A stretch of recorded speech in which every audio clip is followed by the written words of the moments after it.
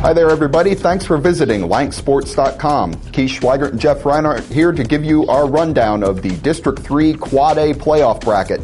Jeff, we have 6 LL League teams on the bracket, 5 games coming up here in the first round. Let's get right to it. We'll start with the first game on the ledger. Number 16, Conestoga Valley, visiting number 1, the top seed, Dallastown. A little bit here about the Wildcats. They are the York Adams Division I champions. It's their first outright crown since 1980 and their first perfect regular season in the program history. Wow. But Dallastown, from what I can see looking at their games, they're not invulnerable here. They've been tied or trailed at halftime in 6 of their 10 games. Wow. They average 274 yards and 28 points per game on offense, so they're pretty solid there.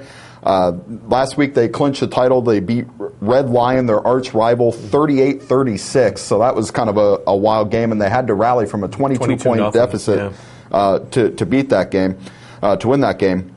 Their defense really is strong, though. They led the York Adams League in points allowed, 11.7 per game. They allow 236.9 yards per game on defense, so they're pretty solid there. Some of the players that you got to look at, Josh Luckenbaugh, the quarterback, he's thrown for 701 yards and 8 touchdowns on the season.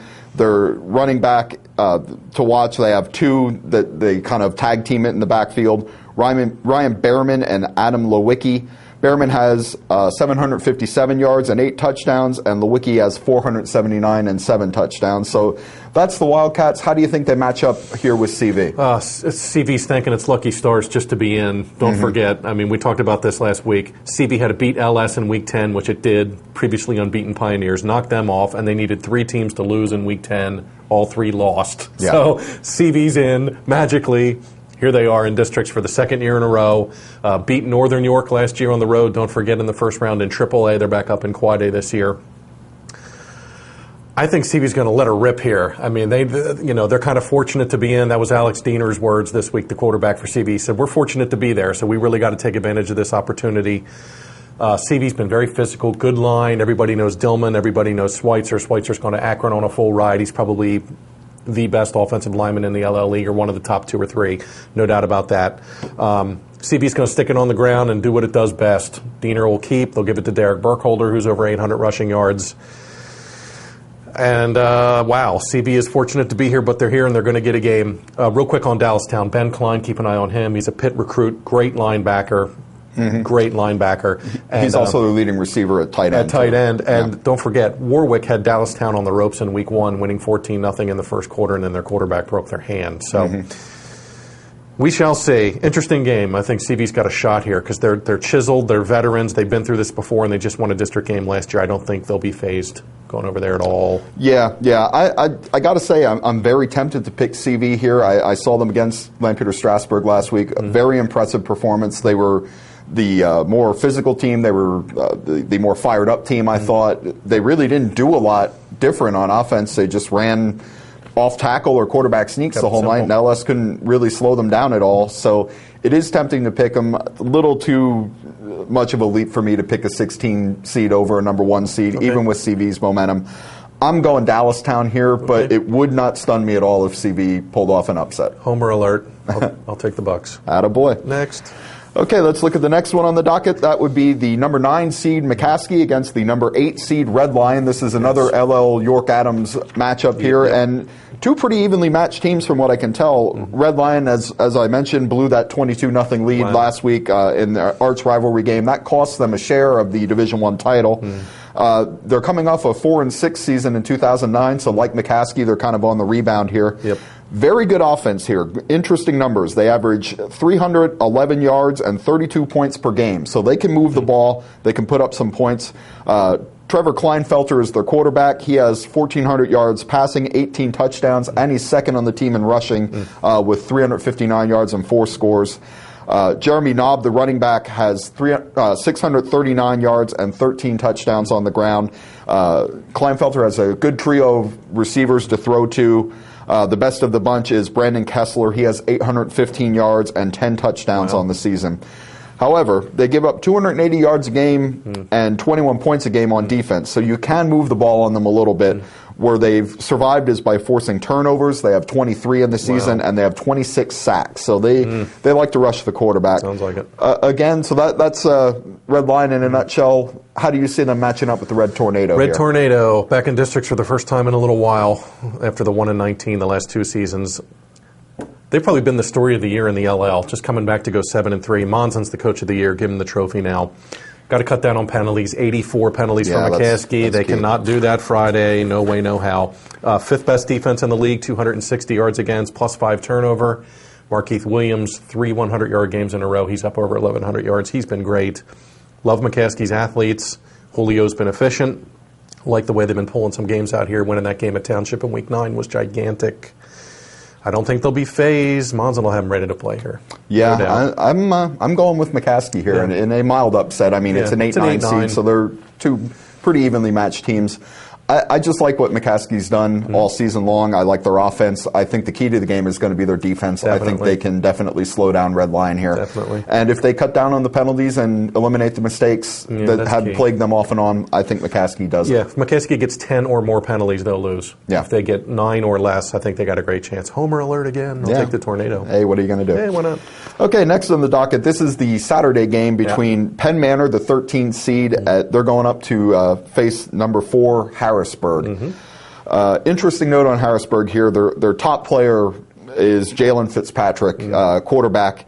He has more than 2,700 yards of total offense this year. He's 1,700 passing, 1,116 rushing, and 30 touchdowns. However, he got hurt last week against Bishop McDevitt. Severe ankle sprain. Looks like he's doubtful to go here. Harrisburg's hoping to have them back in the semifinal round, assuming they can get there without him. The other top offensive player for the Cougars is wide receiver Quentin Sullivan. He has 942 yards and 11 touchdowns on the year, but a lot of that was coming, with Fitzpatrick at quarterback. So we'll have to see how Harrisburg can react without him. Cougars did win the Mid-Penn Commonwealth title. They went 6-0. Their only losses on the season were to McDevitt last week, and they lost an early season game to Pennsbury. They're a District 1 school, suburban Philadelphia. They only went 5-5 this year, though, so that's a bit of a head scratcher. So there you have the Cougars. How do you see them matching up here? Penn Manor. My favorite Penn Manor stat this year, at one point this season, they were a -10 in turnover ratio. You remember Coach Mealy was, we got to stop with the turnovers. They're now a -1. So they've really cleaned that up in the last 4 or 5 weeks.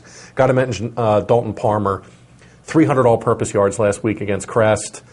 199 yards in kick returns, including an 85-yard kickoff return for a touchdown, 7 catches, 2 rushing touchdowns.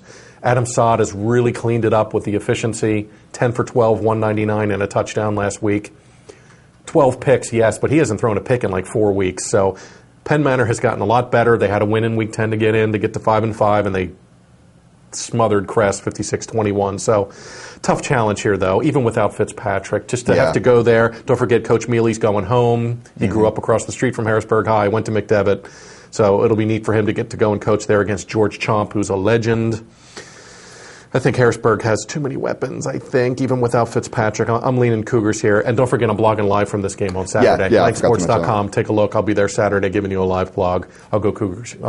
Yeah, I'm going to go Cougars as well. Penn Manor's just, their offensive numbers really haven't done it for me this year, even though they're getting better in the second half of the season. Defensively, they're solid, but I just think even without Fitzpatrick, Harrisburg's got a lot of weapons there. They played a better schedule, I think, in my opinion, and I think they get the job done here on Saturday. Yeah, first non-homer pick by me.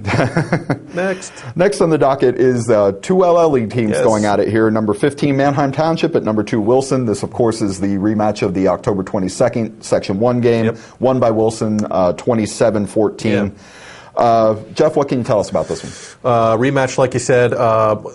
Township gave Wilson its toughest game in Section 1, 27-14. I think you were at that. And it was tied in the second half? Tied late in the third quarter. Manheim Township faked a punt to set up a touchdown, got it, and tied the game at 14. Wilson pulled away with 2 fourth-quarter touchdowns. One, I think they were both by Rondy Gillen, their running back. Of course they were. Yeah, naturally. Yeah, Gillen. Gillen's been over 100 every week. Last week against Warwick, he had 225 career high and 2 more touchdowns. Zach Swisek's back at quarterback. He's been great, 265 yards, 2 touchdowns against Warwick. Wilson, number 1 in the league in total defense, 135. Number 1 in the league in total offense, 409. It doesn't get any better than that. Seriously. 400 points scored. Pick a stat. It's gaudy for Wilson. They've been great. 10-0, section champs for the 19th time.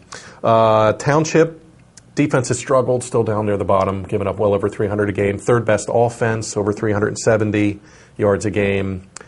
+5 turnover ratio. Brendan Scott's been good. 132 completions. He's coming up on 2,000 passing yards. Tricky. Wilson's last loss in a section game was Township in 2007. So they're the last one that got him in a league game. So I got to go Bulldogs here. It's impossible to pick against them right now. I saw them last week. They're smoking. Their defense is just scary. And Gillen's tough and Zweisig's tough. I'll take Wilson. Yeah, it was a great effort by Manhunt Township the first time. Sure, but I don't definitely. think they can repeat it. I think Wilson rolls here. At home. And the whole home. thing. Yeah, Wilson's just on a different level right now. They're playing awesome. Absolutely. And the final Quad A game in the docket is number 11 Warwick going up against number 6 Central Dauphin. Some quick notes about CD. They finished third behind Harrisburg and Cumberland Valley in the Commonwealth in the Mid-Penn. They lost 30-17 to Cumberland Valley and 28-0 to Harrisburg. But they've won 3 straight coming into the playoffs, and they've outscored their opponents 126-37 during that span. Wow. So they're rolling. Okay. Defensively, they average 14.4 points per game, 262.6 yards per game, and are very good against the rush. Ooh. Only 126.5 per game there. So that's not great news for Warwick. No, it's not. The top offensive players, quarterback Brandon Lavia, he has 1,300 yards passing, 13 touchdowns. The running back Zaid Issa has 1,348 rushing yards, 18 touchdowns on the season. Those are the two that you got to watch. So how do you see Warwick matching up here with the Rams? Darren Thompson, 2,017 yards, second pack in LO history to crack 2,000 in the regular season. He's been great. He's the MVP. They're going to toss him the ball 30 times on Friday and say, go get him. And it sounds like CD's defense is pretty good, especially rushing. So that's the crux there. How will CD do against Darren Thompson? Because Thompson's going to touch it a bunch. 4th trip in 5 years to districts for Warwick. And for the 3rd time, they're playing Central Dauphin in the first round. And they're 0-3. And they're 0-2 going into this one. And the other time they played Cumberland Valley. So it seems like Warwick, gets into districts, and then they get this mid-Penn giant in the first round. So stiff test for Warwick. I got to go CD here. Yeah. I just really do. I think Thompson's had a phenomenal year. Warwick's gotten better, and the whole shebang. But I think going 2 CD is going to be a tough match. Yeah, I mean, CD has allowed some rushing yards in their 2 losses. Both Harrisburg and Cumberland Valley went over 200 yards as a team, so they can be got with the ground game. Yeah. But I just think their defense is a little bit too strong to take on a team that's so dependent on the run like Warwick is. I think they're going to stack up the line and stop them. I got to go Dolphins. Probably, yes. One last note. The Wilson Township game, I'll give you a live blog, so check me there for lanksports.com for Wilson Township. Yep, Friday night, lanksports.com will have all of your district playoff results up on the site. In addition to Jeff's live blog at Township Wilson, I'll be doing Lancaster Catholic and Schuylkill Valley, so check that out. Thanks for visiting the site, and we'll see you on Friday night.